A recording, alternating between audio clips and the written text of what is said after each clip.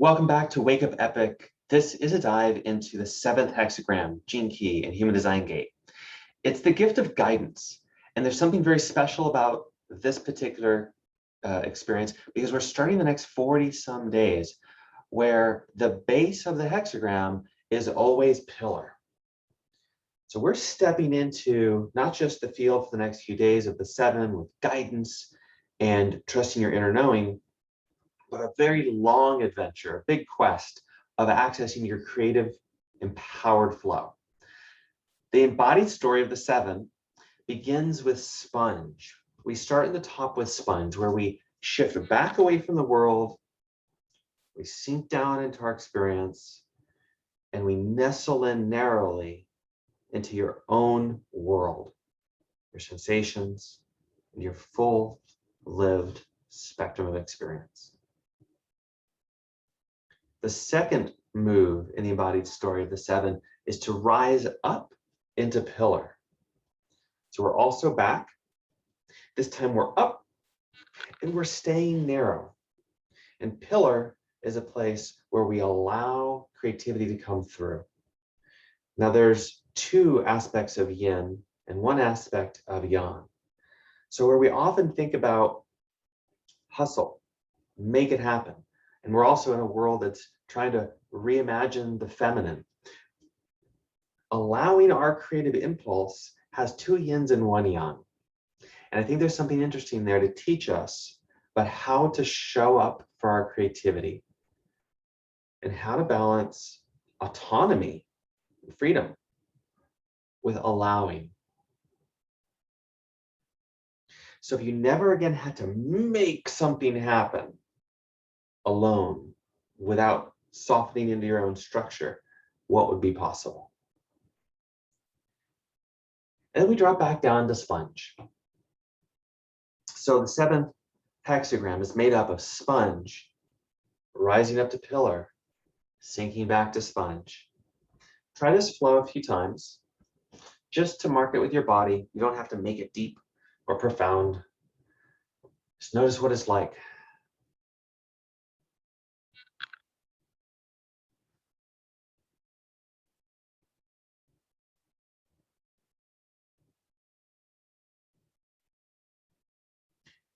And you can either continue with this flow or relax as I drop in some of the themes from the gene keys and human design and the UZAZU activation ideas. So we've got the shadow of division and the gift of guidance and the city of virtue. So there's something about the gift of guidance that comes out of dropping into your own pure inner experience and allowing your creativity, your creative impulse to come through, the balance of autonomy and allowing. We might say that this is about deeply, radically receiving creativity.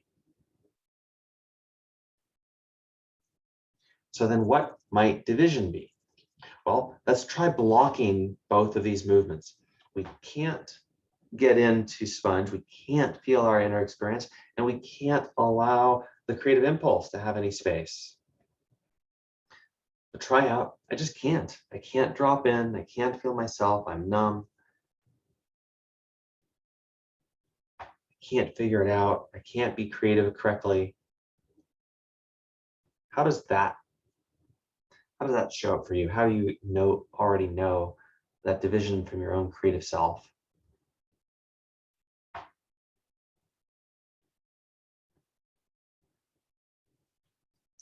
And now that you've marked the can't, let's mark the must, the have to.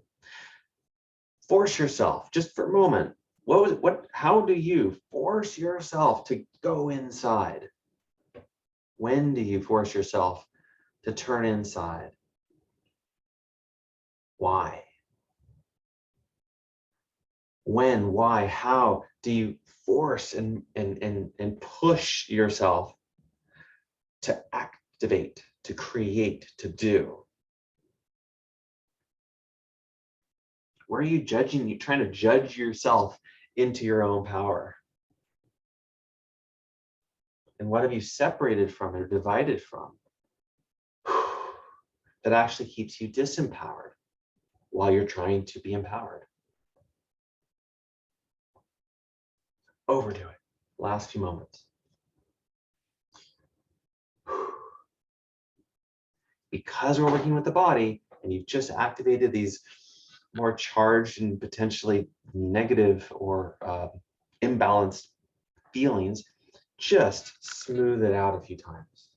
Drop in, allow for the allowing of the embodiment. In other words, don't effort it, just flow between the two without any specific thinking.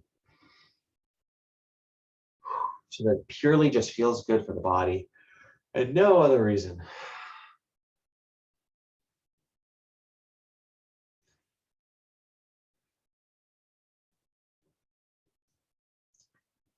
And then let that go. Let's bring in the human design idea. From the human design perspective, the seventh gate is the role of the self. There's something about the role of the self as having the energy that pushes for leadership. So if it's pushing for leadership, it's not exactly the same as leadership. And so there's a sense where the 7 and the 31 complement each other. The 7 guiding, influencing, and the 31 leading. And the 31 has channel and cradle, has a balance of wide and narrow. And it's about what do you know and how do you do in the world. Whereas with the 7, we're purely in the self. We never get into the space of the other. And I think there's something important there when we think about what guidance do we want? How are you a guide to others? And can you trust that being a guide is very much coming from your own inner knowing and allowing that intuition and that knowing to come through? So anyway, we squash it down, let's set that aside for today. From the UZAZU perspective, the statements that come directly out of these movements are about trusting our own impulses and trusting our inner knowing. So for our next 5 rounds, I'll drop in one statement that's related to trusting our inner knowing as we're doing the movements. Now remember, we can't do this wrong. And at the point of dropping a statement into an embodiment practice is different than using an affirmation to make you believe something. It's more like we're dropping a rock in a pond and looking at what the ripples are. So you get to hold space for your own transformation and notice what beliefs and what imaginings and what memories and what possibilities show up for you as the practice goes on. Here we go.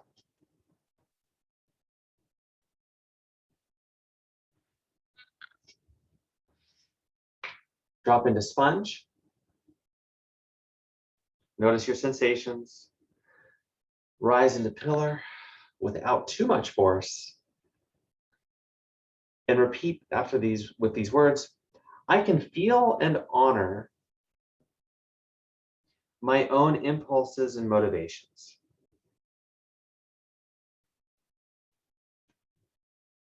I can feel and honor in this sponge my own impulses and motivations in this pillar.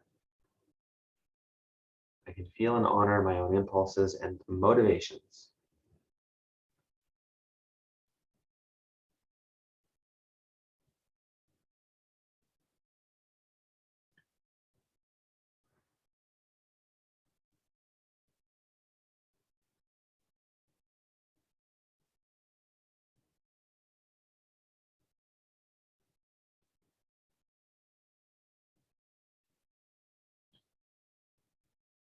Anywhere you feel uncomfortable, slow down, apply a little more inner feeling and a bit more allowing.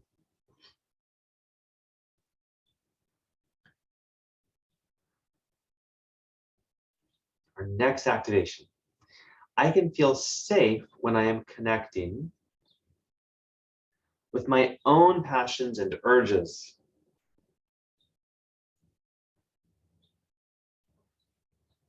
I can feel safe when I'm connecting with my own passions and urges.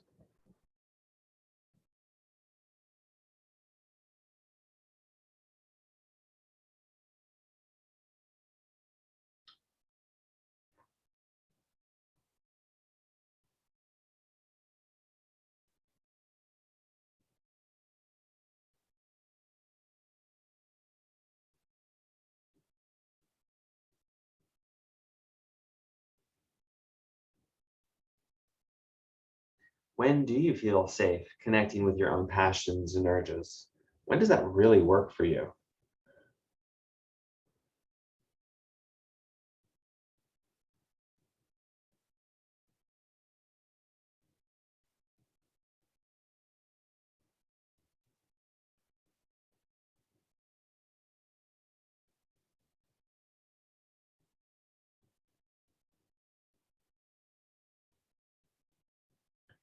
Third activation is I can allow my feelings to inspire and motivate my actions.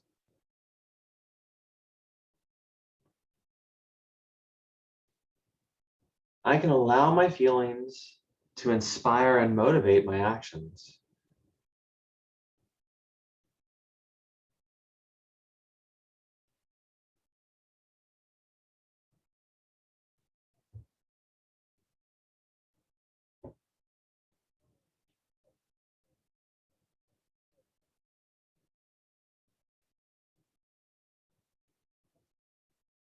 What feelings are inspiring what actions for you today?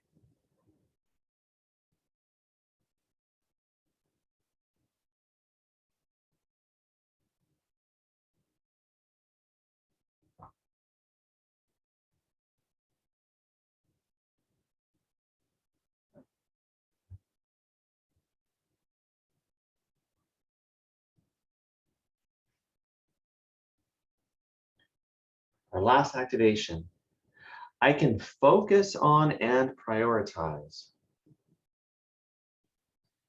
my inner drives and passions.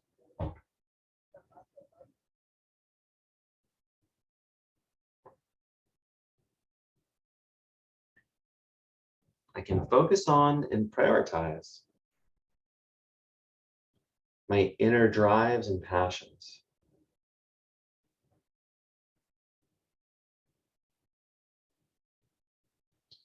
And for everyone who has a relationship with spirit or God or archetypes, I invite you now to own this at the I level, ego level, self level. I can focus on and prioritize my inner drives and passions.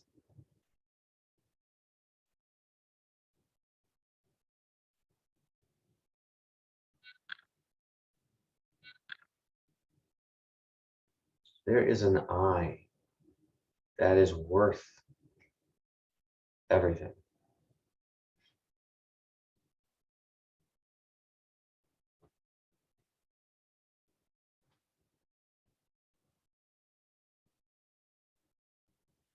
For final round, we'll hold both sides of the hexagram at the same time. So one arm in pillar, one arm in sponge, a little bit bent, a little bit rising. You can breathe slightly up and down, but for the most part, we're touching on both ends of the spectrum and allowing something new to arise inside you.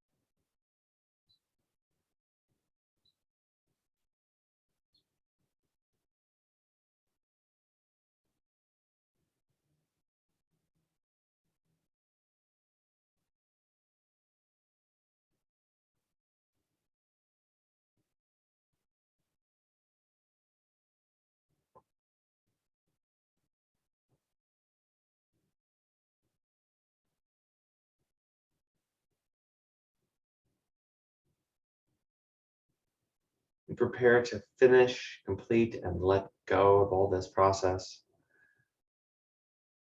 When you're ready, step out of the movements and relax into a neutral place.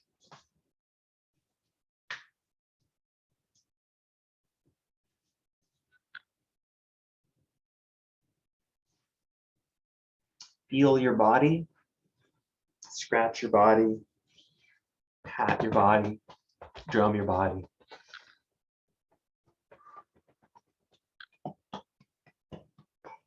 doing this is to come back into form. And as you do this, give some love to your form. You did a lot of inner self. I'm going to come back into form to make it even better and more possible to interact in the world again for the rest of the day, next few days.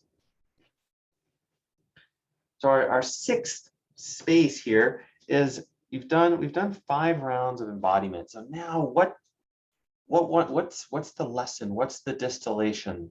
How can you put this into words or art? So now's an opportunity to journal, capture any ideas and inspiration that that you want. And what we're going to do is share a little bit, like what's present between us now.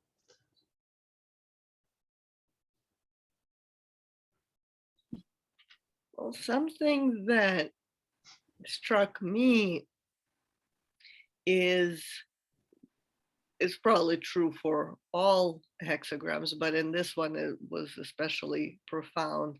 That flow back and forth between sponge and pillar. It almost seems that guidance is especially like it follows, there's a saying, the road is made by walking. It's like that following that inner guidance means making a step, just one step, and then following inner guidance again, making the next step and making the next step. That it's this ongoing listening and flowing with what's received, as opposed to, oh, I got a vision, I received a download, and now I'm marching like a dog on the racetrack following the mechanical rabbit because the download is my rabbit and there I am chasing it. I got it. Run, run, run, run, run, run, run. It's like now I listen every step along the way. So I think that piece of guidance, and I've heard that expressed from some teachers, but I think it's not at the forefront of understanding of what guidance is. So I'm curious how would you bring that into art or creating? Well, for art, because that's something I've been doing, that's actually the only area in which it's easy for me.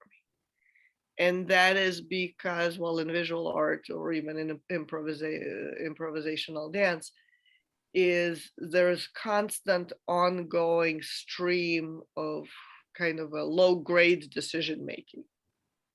There is a decision with every brush stroke. Where does it go? Where does it go? Where does it go? Where does it go?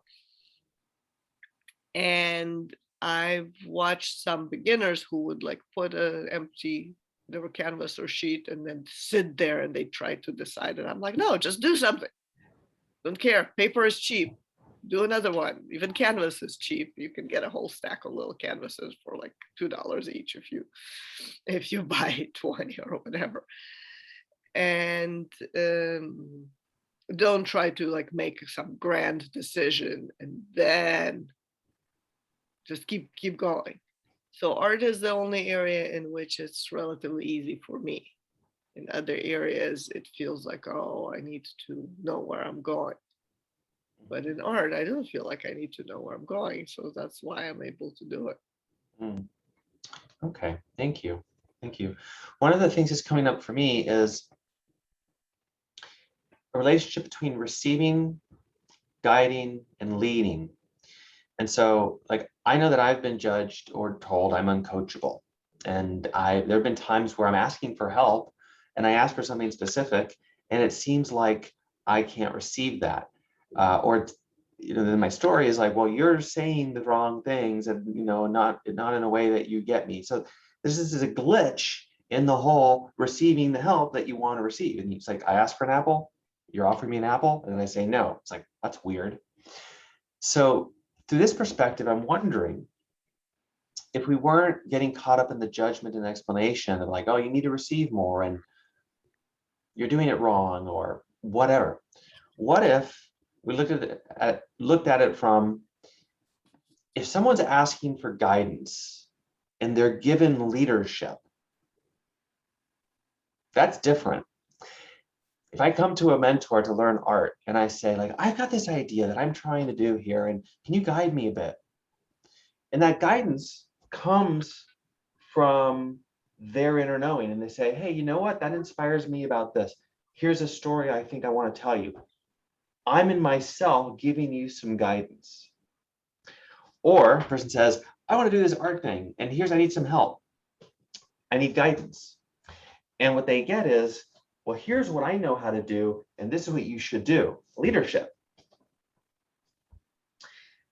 So if there's a mismatch there, we could experience it as not receiving or you're uncoachable. But really, there's just a mismatch between what's being asked for and what's being given. And if the person wants leadership, I know I've experienced this. If I want leadership, like just show me what to do. But then I'm given guidance. Well, let me tell you a story. Let me share about what I did. It's like, no. I'm looking for leadership, not guidance. And I think there's something really powerful here. Like, I'm open to receiving leadership, and I don't have time for guidance for whatever reason. Or I'm really open to guidance right now, and I need empowerment. I want to be empowered in my guidance, or in your guidance, and you're freaking trying to lead me. Stop it. And I think there's something very very interesting. It's fascinating me right now to think about this. I actually think I'll do another video later on like, have you ever felt like you're uncoachable or you have a hard time receiving? What if you don't? So I think that would be extremely cool. And from the flow research, there's a really big accelerator to the whole thing about match quality. You know, it's like, we're going to have an amazing time if you want a Coke and I give you a Coke. If you want orange juice and I give you a Coke, we might have an okay time, but the match quality isn't high. So now make that about career. If you're asking for a career that feels like this, looks like this, spends your day like this, and then you're given something else, or you have to do something else for the money, for the short term, for whatever reason, how could you ever get into flow? It would be really hard. You could you be happy? Yeah, you could. But when there's the match quality and there's minimal friction, it's a superconductor. So that was some fun ideas, something to explore. Yeah, amazing, very rich. All right, well, that ends this. I think this is a good moment to end our wake up epic for today. Remember, you've got these movement patterns now. There's an infinite depth that you can explore to decondition yourself, to connect some dots that only you can connect. We are a couple people out of billions on a planet that's 4 billion years old and a universe that's 14 some billion years old. Have at it. Thanks for being epic.